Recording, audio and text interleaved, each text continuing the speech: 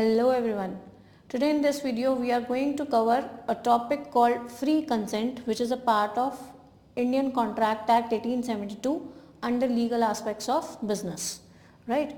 So let me share my resource with you first. Okay.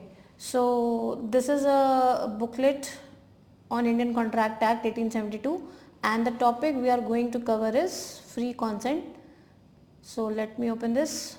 Okay, so first of all we'll discuss the topic of consent and then we will move towards discussing what is free consent. So what exactly the consent? As you can see on your screen, that consent is whenever two or more persons they agree upon the same thing in the same sense, then that is called consent. So this is basically the definition which is provided under section 13 of the Indian Contract Act 1872. So two or more persons are said to consent when they agree upon the same thing in the same sense. So they are agreeing to the same thing and the interpretation of the agreement is also same as per their understanding. So that is why it is called meeting of minds. So meeting of minds, consensus ad idem, one and the same thing. It means two parties are agreeing to the same thing in the same sense. For example, I had given you earlier also the example of buyer and seller. So where one party wants to sell its Maruti 800 and the other party thinking it of as Maruti Alto. So there is kind of confusion in between the buyers and sellers, and that is why there will not be any agreement because they are not agreeing upon the same thing in the same sense, right? So this is what we known as consent. Moving forward, what exactly the free consent? So whenever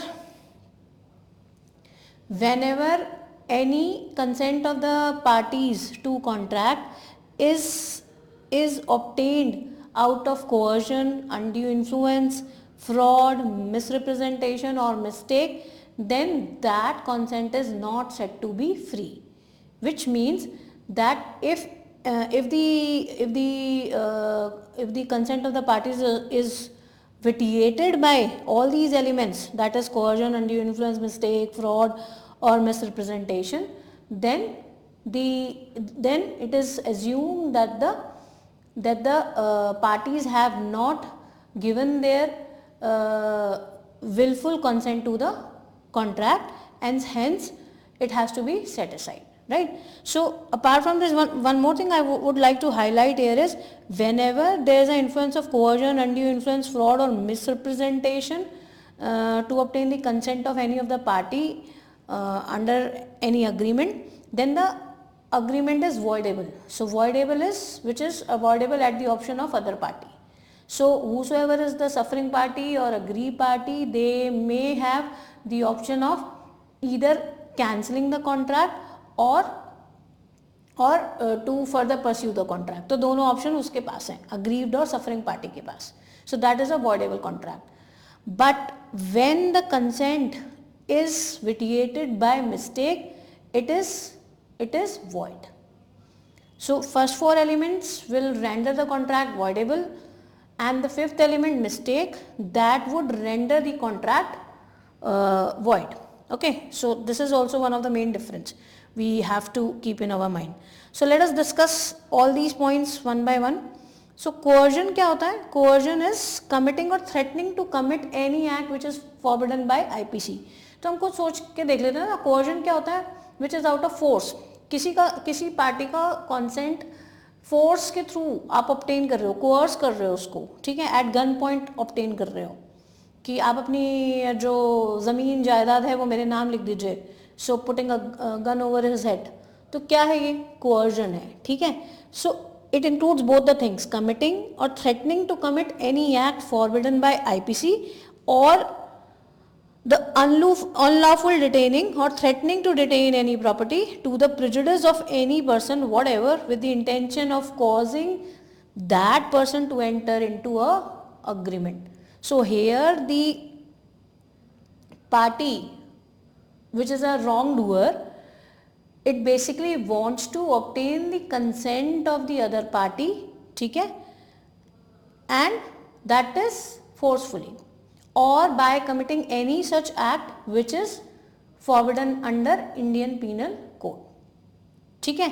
So where like for example एक coercion का एक example ले लेते हैं. For example जहाँ पर A is threatening B to hand over his land on the ground where A is saying to B, A is threatening to B that I will kill your son if you do not hand over your land to me at this much price. So the actual price is much higher than the price quoted by A. तो ये क्या है? coercion है. ठीक है. So coercion is this. So any act committing or threatening to commit any act forbidden by IPC or unlawful detaining or threatening to detain any property to the prejudice of the person with the intention of causing any person to enter into that agreement. ठीक है. तो ये हो गया हमारा coercion. Okay fine. अब coercion का effect मैं आपसे पहले भी डिस्कस कर चुकी हूँ. जो फर्स्ट 4 एलिमेंट्स हैं coercion, undue influence, fraud, misrepresentation, they render the contract voidable at the option of the suffering or aggrieved party. ठीक है. तो जिसका नुकसान होता है उसको बोलते हैं सफरिंग या अग्रीव पार्टी. सो जो रॉन्ग डूअर है, जिसने थ्रेट किया है, वो रॉन्ग डूअर पार्टी हो गई. ठीक है. अब बढ़ते हैं आगे. Undue influence. तो ये भी एक बहुत अच्छा एलिमेंट है which can render the contract voidable. ठीक है. सेक्शन 16 में ये स्पेसिफाई किया है. Section 16 of Indian contract act. A contract said to be induced by undue influence where the relations subsisting between the parties are such that one of the parties is in a position to dominate the will of the other party and is also to obtain the unfair advantage out of that dominant position. अब इसमें ना 2 elements निकल के आते हैं मोटा मोटा. Undue influence का मतलब ये होता है कि जहाँ पर one party is in a dominant position as compare to the other party to the contract. तो डोमिनेंट पोजीशन तो है ही है. At the same time that dominant position is used by the party to obtain the unfair advantage from the party on which the undue influence is exercised. जैसे for example मेरे mummy papa का relationship मेरे साथ. सो my parents. सो बच्चों का हमेशा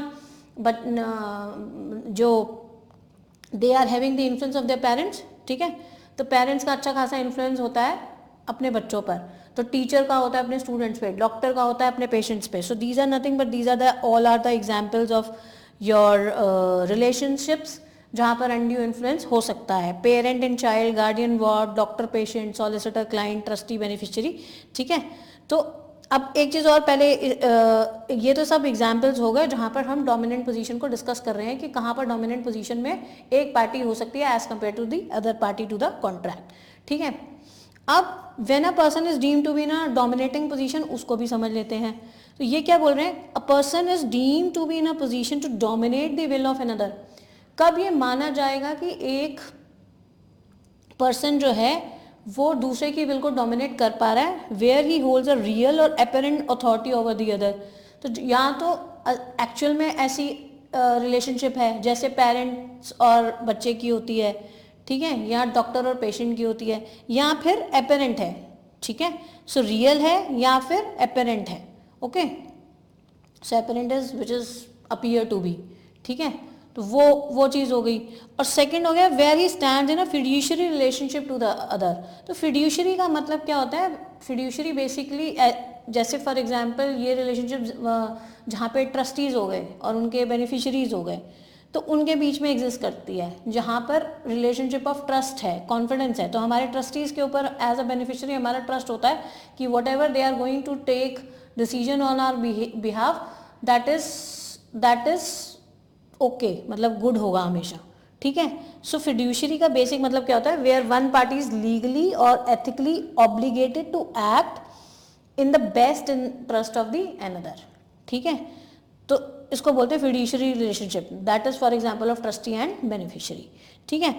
तीसरा part इन्होंने जो बोला है where he makes a contract with the person whose mental capacity is temporarily or permanently affected by reason of age, illness or mental or bodily distress, for example an old illiterate person. तो इन सब relationships में where he makes a contract, so where one young person is entering into a contract with the older person. ठीक है. जो थोड़ा सा उससे उम्र में बड़ा है, उम्र दराज इंसान है, उसके साथ आप एंटर कर रहे हो. ठीक है। तो बाय रीजन ऑफ एज हो गया ये। इलनेस मतलब where the person who is good to go, कोई प्रॉब्लम नहीं है उसमें, and he is entering into a contract with the person suffering from some kind of element और इलनेस, ठीक है। और आप उनको उनके साथ जो भी आप कॉन्ट्रैक्ट कर रहे हो आप उसको इन्फ्लुएंस कर सकते हो, because they are in urgent need of medical care. तो जहाँ पर मान लीजिए कोई अटेंडेंट है, he is entering into a contract with his or her patient that you have to compulsorily give me such a higher amount, ठीक है। Normal सब लोग 15,000 कोट कर रहे हैं and this person is compulsory saying कि आपको मुझे 30,000 देना है, 40,000 देना ही पड़ेगा per month. So this kind of influence is undue influence and you are obtaining that influence out of the illness of that person, because that person needs immediate medical attention, ठीक है। तो वो वहाँ पर एग्री कर सकता है उसकी बात को, ठीक है। बट ये अनड्यू इन्फ्लुएंस हुआ ना, ठीक है, ओके। या फिर एक person where he is under bodily distress और mentally he is not fit, mentally मतलब थोड़ा सा डिस्ट्रेस में है, ठीक है, मेंटली और बॉडीली उसको डिस्ट्रेस है, तो दी रैशनल थिंकिंग पावर जो होती है ऐसे इंसान की वो चली जाती है, ठीक है। सो ऐसे इंसान के साथ कभी भी कोई दूसरा इंसान जब कॉन्ट्रैक्ट में एंटर करता है तो वहाँ पर उसका अनड्यू इन्फ्लुएंस हो सकता है, और अनड्यू इन्फ्लुएंस से, उस अनड्यू इन्फ्लुएंस से अनफेयर एडवांटेज वो ऑब्टेन कर सकता है। तो ऐसे कॉन्ट्रैक्ट हम मानेंगे that these are not here, the consent of one of the party is not free, ठीक है, और वो आएगा अनड्यू इन्फ्लुएंस की कैटेगरी में, ठीक है। अब आगे बढ़ते हैं। ये जो है ना, ये हमारे को देख लेना चाहिए, relationship presume to have undue influence. कुछ रिलेशनशिप्स लॉ कहता है कि in these kind of relationships we will assume that there is an undue influence. Presumption है कि इन रिलेशनशिप्स में अनड्यू इन्फ्लुएंस होगी, and for such kind of relationships the wrong doer has to prove that there was no undue influence while doing the agreement with the aggrieved party, ठीक है। तो ये वाली वो रिलेशनशिप्स हैं जहां पर the wrongdoer has to, the onus is on the wrongdoer to prove that there was no undue influence, ठीक है। बट यहाँ पर कुछ ऐसी भी रिलेशनशिप्स हैं, फॉर एग्जाम्पल लैंडलॉर्ड और टेनेंट के बीच में, डेटर एंड क्रेडिटर के बीच में, हस्बैंड एंड वाइफ के बीच में, जितने भी अग्रीमेंट्स अगर होंगे we will assume that there is no undue influence, and here the aggrieved party is having the onus to prove that yes, while entering into a contract there was undue influence exercised by the other party who was in dominant position. तो इनमें the onus is on your aggrieved party to prove that there is undue influence. In above relationships, in these relationships, the onus is on the wrongdoer, and he has to prove that there was no undue influence while entering into a agreement with the other party, ठीक है जी। और यहाँ पर भी voidable माना जाएगा contract, ठीक है, at the option of the other, at the option of the suffering or aggrieved party, ठीक है। अब चलते हैं आगे, फ्रॉड। सो फ्रॉड क्या होता है? बेसिकली फ्रॉड का ना, देखो, फ्रॉड और मिसरिप्रेजेंटेशन में कंफ्यूजन हो सकती है, बट फ्रॉड और मिसरिप्रेजेंटेशन डिफरेंट कैसे हैं? Whenever any false claim is made by someone, he is having full information that the information supplied by him to the other party is false, absolutely false. So I have a purpose to deceive the other party in this. fraud में दो चीजें हैं. So the person who is the maker of the representation or who is the maker of the statement, he knows that that statement is incorrect or wrong. ठीक है. And second, he want to deceive the other party. ठीक है.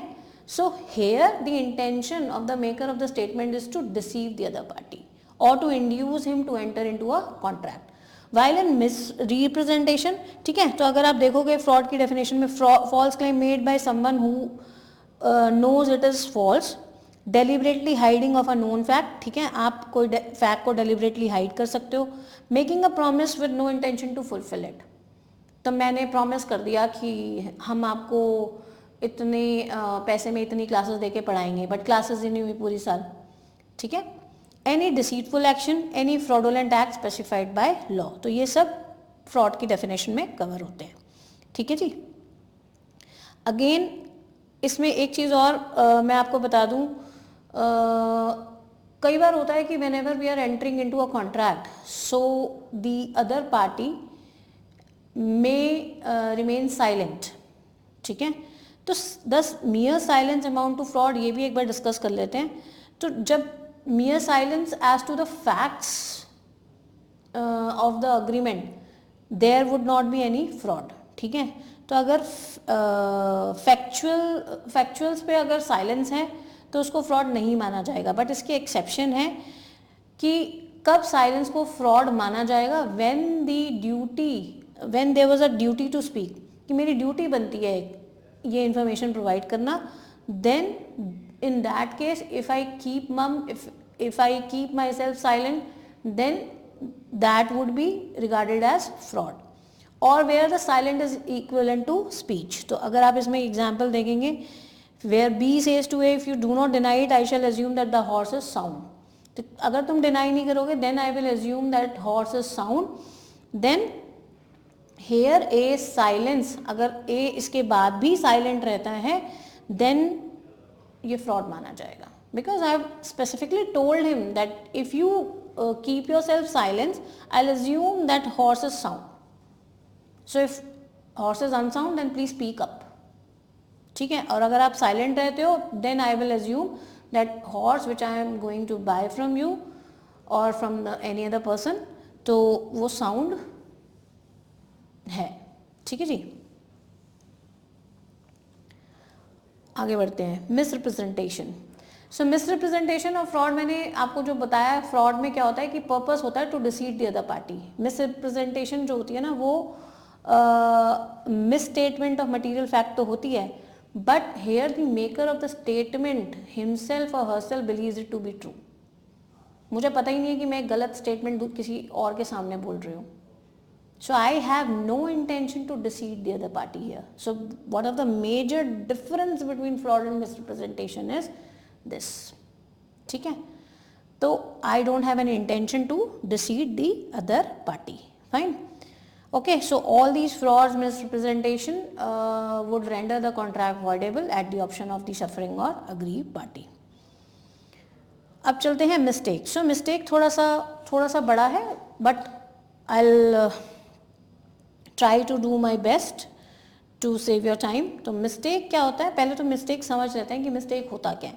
Mistake may be defined as an innocent और erroneous belief which leads the party to misunderstand others. तो जहाँ पर mistake, मैंने जो आपको एग्जाम्पल बताया था कि मारुति 800 और ऑल्टो वाला, वो भी मिस्टेक का ही एग्जाम्पल है, ठीक है। So here there is an erroneous believe between the parties. So if two persons enter into a contract, each of them thinking about a different subject matter, so Maruti Alto or Maruti 800 या whatever car it is, then there is absolute erroneous belief in between the parties to the contract, and they are not agreeing to the same thing in the same sense, and that is why it will not result into any contract, ठीक है। सो mistake में lead to contract towards वॉइडनेस। तो वॉइडनेस बिल्कुल void माना जाएगा mistake के through. अब mistake को भी ना दो हेड्स में बांटा गया है, one is mistake of law and mistake of fact. तो पहले मिस्टेक ऑफ लॉ देख लेते हैं, फिर चलेंगे मिस्टेक ऑफ फैक्ट की तरफ। तो मिस्टेक ऑफ लॉ भी again it is divisible into two parts, one is your mistake of Indian law, ठीक है, and mistake of foreign law.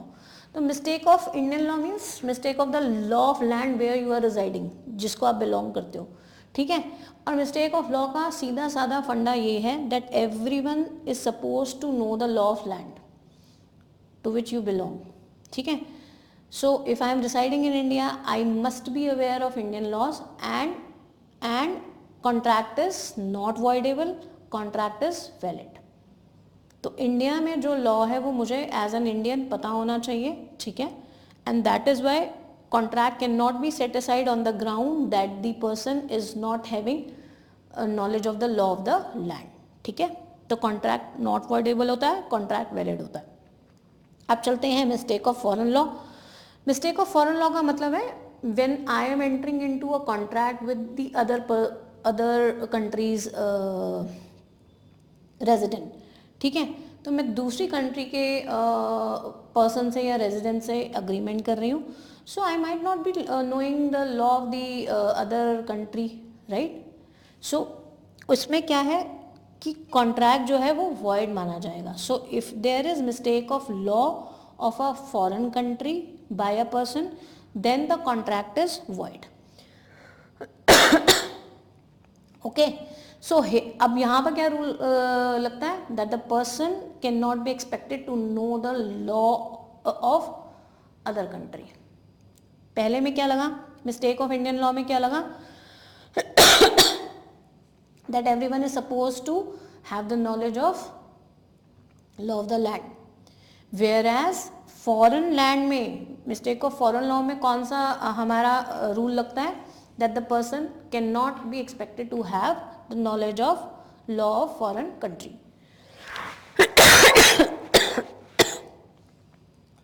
Okay, right. तो इस पार्ट में मिस्टेक ऑफ इंडियन लॉ में contract would be valid and not void, whereas mistake of foreign law में contract is void. ठीक है जी, तो ये कवर कर लिया है। अब हम नेक्स्ट पार्ट ऑफ मिस्टेक में चलते हैं, mistake of fact. Mistake of fact को भी we have to understand under two headings. One is your bilateral mistakes, the other one is your unilateral mistakes. So bilateral mistakes क्या होंगी, bilateral mistakes are those where both the parties are under a mistake as to the fact which is essential to the agreement। दोबारा से सुन लेते हैं, मतलब क्या है, whenever both the parties to a contract they are mistake as to facts which are essential to the agreement they have entered into, that is your bilateral mistake। ठीक है, okay. अभी इसके एग्जाम्पल्स भी समझ लेते हैं, 2 मिनट दीजिए मुझे बस। Let me clarify what exactly the unilateral mistake. तो यूनिलैटरल का मतलब है जहाँ पर एक पार्टी को गलती लगी है और दूसरी पार्टी सही है एज टू द फैक्ट्स। ठीक है, so one party is having the erroneous opinion but the other party is correct और it has understood the facts correctly, तो वो होगी यूनिलैटरल। ठीक है जी, बायलैटरल में दोनों पार्टीज को है गलती लगी है, यूनिलैटरल में एक पार्टी को गलती लगती है। ठीक है जी, ओके। अब बायलैटरल और यूनिलैटरल का पर्सपेक्टिव क्या है यहाँ पर, मतलब कॉन्ट्रैक्ट के ऊपर उसका क्या इम्पैक्ट आएगा, we should also know this. Under bilateral mistakes the contracts are void. ठीक है, if it relates to material fact. So bilateral mistakes का इम्पैक्ट क्या आता है, contracts are void if it relates to material fact of the agreement। material fact का मतलब क्या, अभी ये जो ऑरेंज में है ना वो अभी हम सब समझेंगे इससे। ठीक है, यूनिलैटरल मिस्टेक में whenever the one party is at mistake and the other party has correctly understood the terms and conditions of the agreement and there is no mistake on the part of that party, then the contract is neither void nor voidable। Void और voidable नहीं होगा वो। ठीक है जी, but yes of course इसकी भी exceptions हैं, वो भी करेंगे। ये जो ग्रीन में है वो उसके एक्सेप्शंस हैं। इट मीन्स ये जो ग्रीन में लिखा है ना, these are the cases of unilateral mistakes under which the contract is void.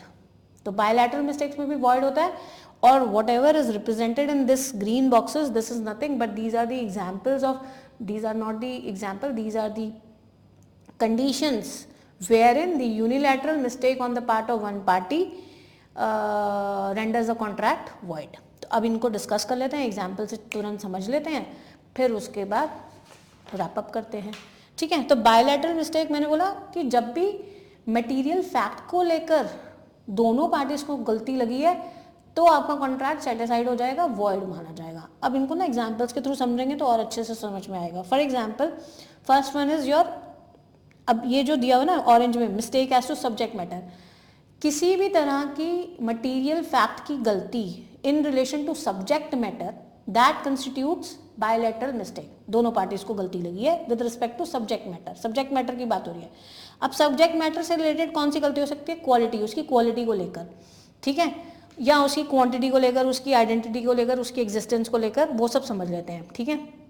अब अगर क्वालिटी की बात करें तो क्वालिटी का मतलब है for example where the two parties are entering into a contract for buying and selling of diamond, एक बाय करना चाहती है, दूसरी सेल करना चाहती है डायमंड, लेकिन that stone is actually not a diamond but some other stone, तो हो गया क्वालिटी की मिस्टेक, दोनों को लगी है, ठीक है। दोनों समझ रहे थे diamond, but that diamond was not a diamond but some other stone, ठीक है। आगे चलते हैं एग्जिस्टेंस पे। एग्जिस्टेंस का है बेसिकली जहाँ पर for example there is agreement to sale with respect to painting और house which is destroyed by fire before entering into a contract। तो दो पार्टीज ने कॉन्ट्रैक्ट किया है, एक पेंटिंग को लेकर या फिर दूसरा या हाउस को लेकर, but that has already been destroyed by fire and not in existence before the agreement was entered into by the parties. तो ये हो गया एग्जिस्टेंस को लेकर, पहले ही खत्म हो चुका है, आपको पता ही नहीं है, लेकिन पार्टीज को नहीं पता कि वो जो है डिस्ट्रॉय हो चुकी है चीज़ जिसको लेकर वो एग्रीमेंट कर रहे हैं, ठीक है। तो गलती लग गई दोनों को। आगे चलते हैं आइडेंटिटी, ठीक है। आइडेंटिटी इज जो मैंने आपको कार वाला एग्जाम्पल दिया है वो इसका बेस्ट एग्जाम्पल है। आइडेंटिटी, गलती लग रही है उसकी आइडेंटिटी को लेकर, ठीक है। अब चलते हैं title. It is like for example whenever there is agreement to sell the piece of land, not knowing that the seller is not the actual owner of that piece of land. I have entered into a contract with the other party with respect to a piece of land, ठीक है। Being the owner और जो भी है, मतलब मान लीजिए मैं और मेरा ब्रदर है, या हो सकता है मैं और मेरे हस्बैंड है, कुछ भी, कोई भी पार्टीज हो सकती है, ठीक है। तो हम जॉइंट ओनर्स हैं पीस ऑफ लैंड के। मान लीजिए उसने बेच दिया, ठीक है, तो here I am not the owner of that property, no more the owner of the property, because my brother और my husband has already sold off that property, ठीक है। एज्यूमिंग कि मेरी सिस्टर या मेरी वाइफ तो मुझे कॉन्सेंट दे ही देगी, ठीक है, पूछा नहीं, उन्होंने पूछने की ज़रूरत भी नहीं समझी, तो ठीक है, मैंने भी उस चीज़ को कोई वो आगे नहीं इशू नहीं किया, ठीक है, ओके, बेच दी, now that land does not belong to me any more, तो टाइटल को लेकर बायलैटरल मिस्टेक हो गई, ठीक है जी, fine, okay. Price, price means for example for any agreement one party is quoting 15,000, the other party is quoting 1500, मतलब दोनों के बीच में अग्रीमेंट हो गया लेकिन प्राइस डिफरेंट कोट हो गया, ठीक है, ओके। जहाँ पर अदर पार्टी सोच रही है कि 15,000 ना होकर 1500 है, बट जो फर्स्ट पार्टी है वो उसको 15,000 मान के चल रही है, so there is again variation as to price, ठीक है। अब चलते हैं क्वांटिटी पे। सो क्वांटिटी कुछ भी हो सकता है कि भाई मैंने मान लीजिए एक बॉक्स, मैंने सपोज एक प्रोडक्ट की क्वांटिटी ऑर्डर करी है, एज्यूमिंग इट कि 100 यूनिट्स आएंगी, मैंने 100 यूनिट्स ऑर्डर करा, ठीक है, और अदर पार्टी ने उसको 100 बॉक्सेस की तरह एज्यूम कर लिया, जिसमें मे बी 50 पीसेज हो सकते हैं और 25 पीसेज हो सकते हैं and so on. So there is again mistake as to quantity of the product, ठीक है, जिसके ऊपर अग्रीमेंट हो रहा है, देयर इज नो अग्रीमेंट, ठीक है, एक्चुअली। तो mistake, bilateral mistakes will always render the contract void, ठीक है। अब चलते हैं mistake as to possibility of performance, ये भी बायलैटरल मिस्टेक का ही पार्ट है, mistake as to possibility of performance, ठीक है। अब पॉसिबिलिटी मतलब दो तरह की हो सकती है, मतलब कि पॉसिबिलिटी है या नहीं है, दैट इज फिजिकल या लीगल। फिजिकल मैंने जैसे आपको पहले भी एग्जाम्पल बताया कि भाई फिजिकल इम्पॉसिबिलिटी इसलिए हो जाएगी when the subject matter is no more in existence to which the party wants to agree, ठीक है, आप अग्रीमेंट कर चुके हो लेकिन वो तो एग्जिस्टेंस में ही नहीं है, तो ये भी फिजिकल इम्पॉसिबिलिटी का भी एग्जाम्पल है ये, ठीक है, ओके। लीगल का मतलब agreement to perform an activity that turns out to be illegal under current law. तो कोई ऐसी एक्टिविटी जो कि इलीगल टर्न आउट हो गई है वो इलीगल इम्पॉसिबिलिटी रिफ्लेक्ट करता है, ठीक है।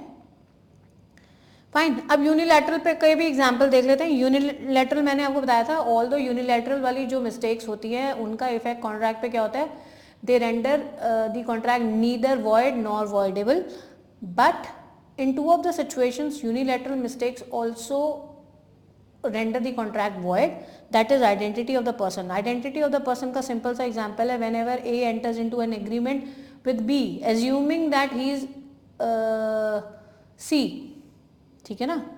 So A enters into a contract with B believing it him as C, तो ये क्या है, आइडेंटिटी को लेकर कंफ्यूजन है।